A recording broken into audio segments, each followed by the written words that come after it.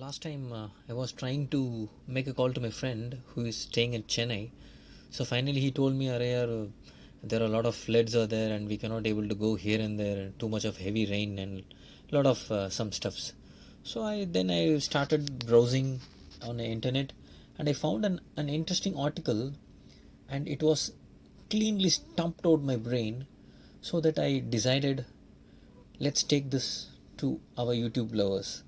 So in that article, I saw it's clearly written why Chennai's flooding problem won't be solved for another 10 years. It means he is trying to say another 10 years this problem will not be get solved. So in this picture you can see a common man pulls a rickshaw with passengers through a waterlogged area after heavy rain over Chennai at November 2021. Many parts of Chennai have been inundated after heavy rains up to 22 centimeter.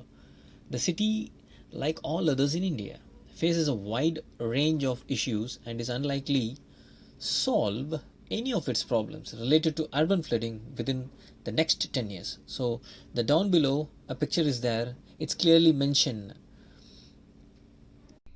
Here's why how it will not stop for another 10 years. The Chennai metropolitan region, in particular the part of the city managed by the corporation, has relatively flat terrain and is very close to sea level.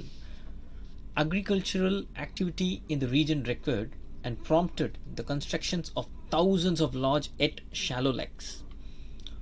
Over the years, the city grew in size in many places, like South Chennai, marked below, I have marked it already, expanded into low lying areas and wetlands. The latter are closer to the sea level, meaning water that accumulates here also tends to stagnate. The map shows the explanation of built up area. Natural water bodies and wetlands like the Pallikaranai marsh can act as buffers, but the union, state, and local governments are not allowing the water to drain anywhere.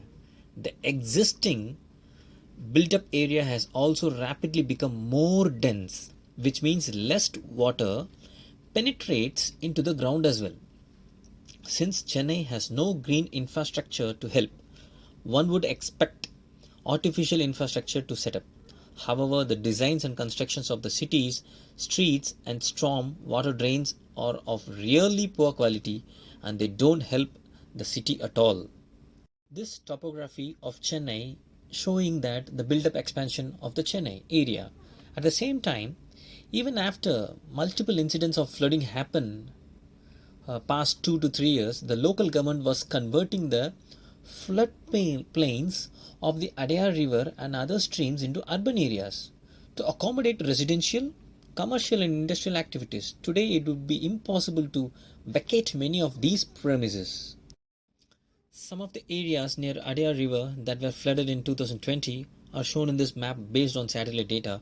You can see on your right corner 2007 how Adayar is and 2020 how Adayar it is.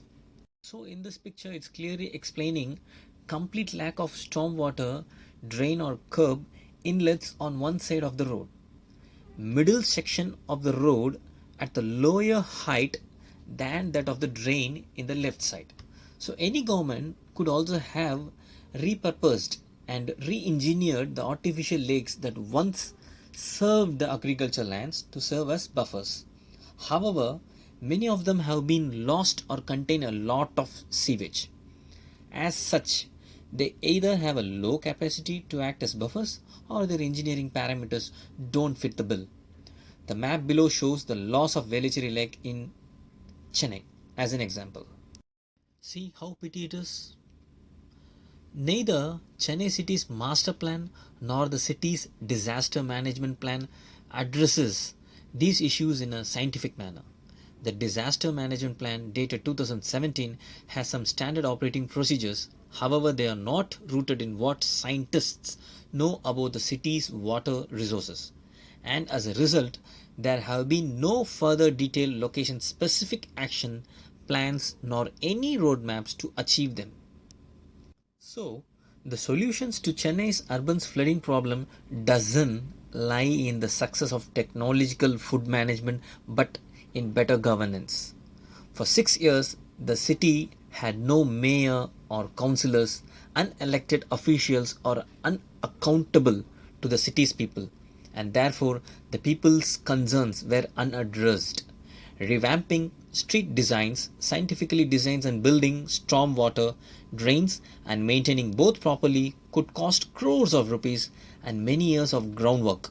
Even if we start today, but without municipal governance reforms, urban flooding will continue unabated.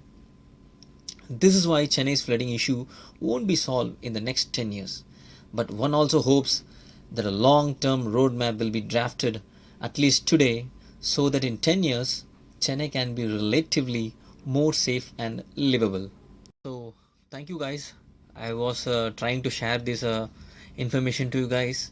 So, I'm not intentionally saying these are the problems, but as a humankind, we have to see a lot of things because at finally we are the only guys are suffering to reach from one place to another, and a lot of things are there.